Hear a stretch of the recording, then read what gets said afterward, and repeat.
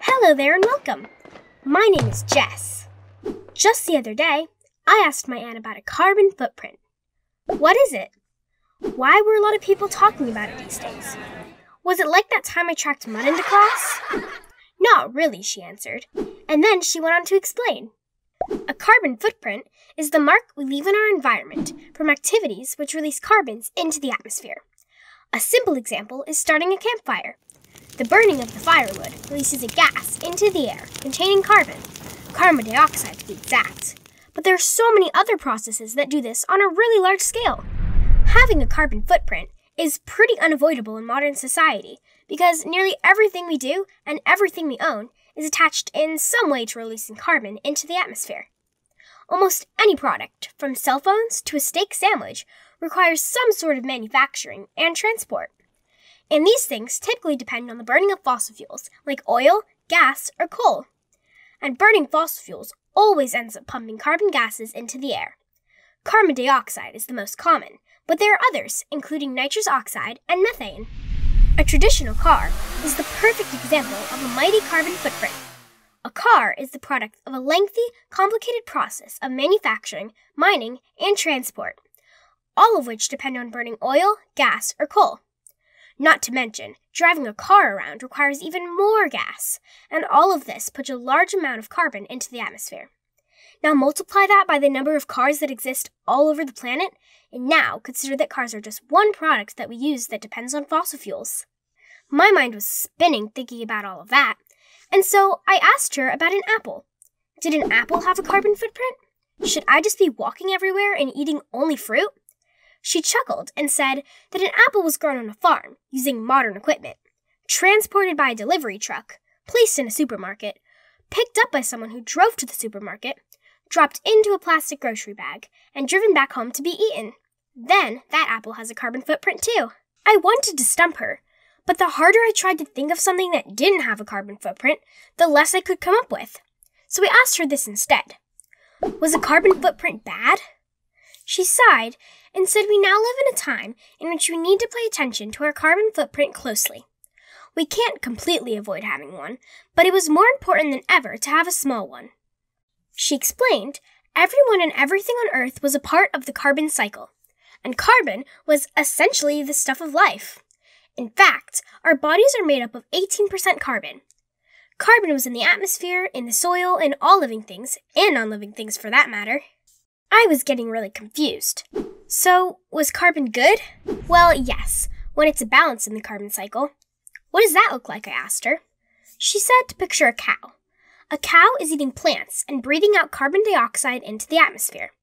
Later, when it dies, it will decompose into the ground and put carbon from its body into the soil. Plants draw carbon dioxide out of the atmosphere for photosynthesis and carbon out of the soil for nutrients. They, in turn, will feed the cow. In this picture, carbon is cycling through things with little to no excess. She mentioned that in the carbon cycle, there are sources and sinks. Sources put carbon into the environment, and sinks draw carbon back out. For a long time, the Earth had the ability to keep its carbon cycle in balance. Scientists call this dynamic equilibrium. However, trouble began in the late 1800s when humans started creating many more sources of carbon gases and began destroying sinks like large rainforests. I asked her if this was when she was born, and she took away my last cookie. No, this was the beginning of the industrial age and far before her time. This is when industry and manufacturing really took hold in modern countries and began to produce all the goods and services people now depend on. So what was happening with all those extra carbon gases in the atmosphere? My aunt sighed again and said they were called greenhouse gases, and they were creating something called the greenhouse effect on the planet. I knew she grew tomatoes in her greenhouse, and I knew how warm it was in there even on the coldest days.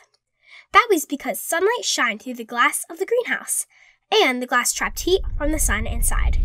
She said a similar thing is happening with the large amount of carbon gases sitting in the atmosphere. Those gases have settled into a layer above the Earth.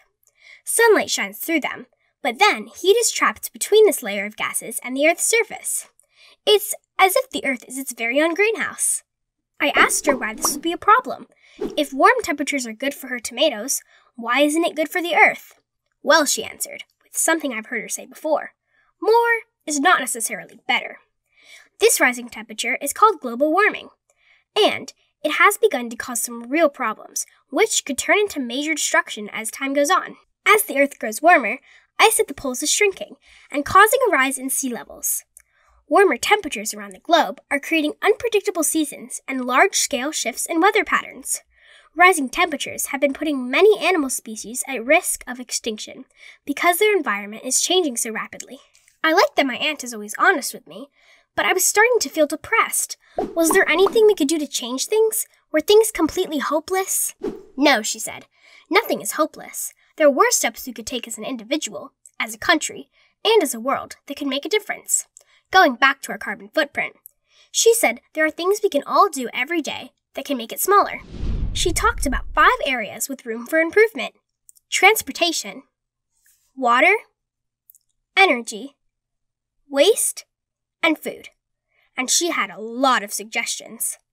Biking or walking, using public transportation, and carpooling are all better choices than driving around everywhere in individual vehicles. We can be mindful on how much water we are using and not waste it. The same goes for energy. There are lots of smarter choices we can make every day to reduce our energy usage. Even something as simple as turning off the lights when we're not using them. Anything we can do to repurpose or recycle the products we buy will help reduce our waste, not to mention producing as little waste as we can to begin with. And when it comes to food, if you can't grow your own tomatoes, then the next best thing is to buy them from a local source, like a farmer's market. Buying and eating local food leaves a smaller carbon footprint, and it's tastier too. These are all small things, but, as she says, small things make a difference. It was definitely possible to take better care of the planet and reduce our carbon footprint. She may be wise and honest, and perhaps a little too tidy, but my aunt is also a pretty hopeful lady. I want to be just like her when I grow up. Here are some more tidbits about carbon footprints she shared with me.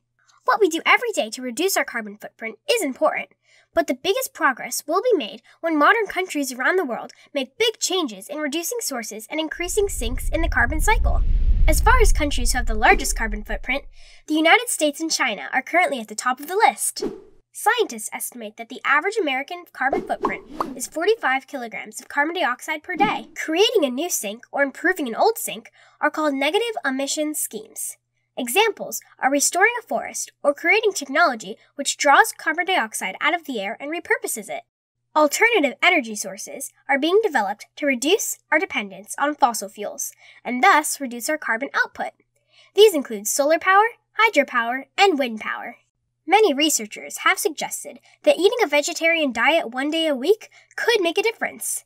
As far as food, there are studies which show that growing and processing of meat products has an exceptionally large carbon footprint. There's a type of restaurant called farm-to-table that's becoming more and more popular. Restaurants of this type are dedicated to having food on their menu that's grown and produced locally. Some even have their own gardens in the back. Oceans in their natural state have the ability to absorb and release carbon dioxide at almost exactly the same rate. Scientists estimate that currently about half of the carbon gases emitted into the air are being absorbed by sinks, and the other half are being trapped in the atmosphere. Seashells are made of calcium carbonate, a form of carbon. Diamonds are highly compressed carbon. The lead inside a pencil is carbon. This would make a pencil drawing of a footprint a literal carbon footprint. Feel inspired to make a difference? Here are some possible activities. There are several carbon footprint calculators online. Have a family member help you answer the questions and discover your family's personal score. There are plenty of programs which educate young people as to how they can reduce their own carbon footprint. Make a long list of possibilities and act on one to get started. Create a 30-second video which explains what a carbon footprint is and encourages your peers to reduce theirs.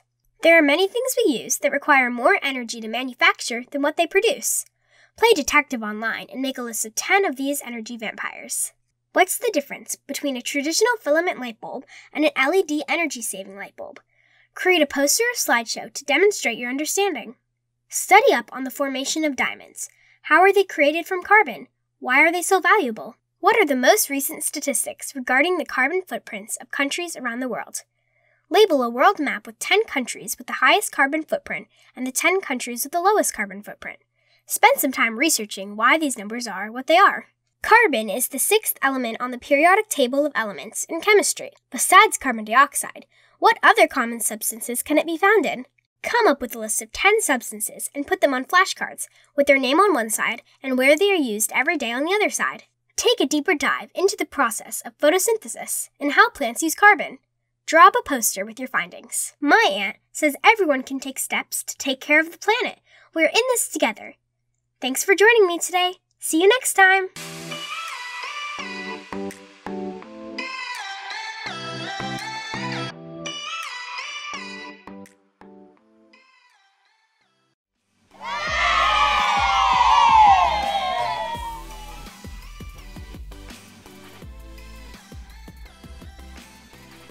We are thrilled that you're watching Blue Studios 24/7. We're so excited to bring round-the-clock entertainment and educational content to your home. Don't forget to hit the subscribe button to stay up to date with our latest videos.